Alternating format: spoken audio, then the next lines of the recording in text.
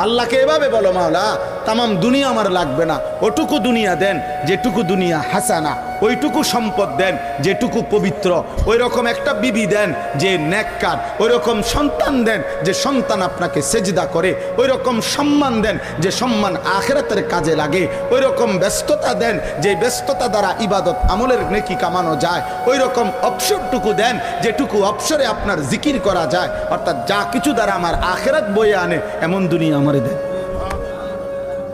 তামামটা লাগবে না মাওলা, পুরোটা দিয়ে কিনব। ওয়াফিল আখিরাতি হাসানা, আখিরাতও যা উত্তম তাই দেন। তাহলে দুনিয়া বাদ দিতে বলছে না, আখিরাত ভুলতে নিষেধ করছে।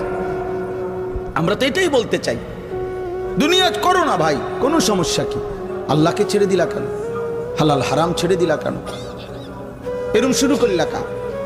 সুদও খাও, কিস্তিও নাও, মিথ্যাও বলো, ওজন কথায় কথায়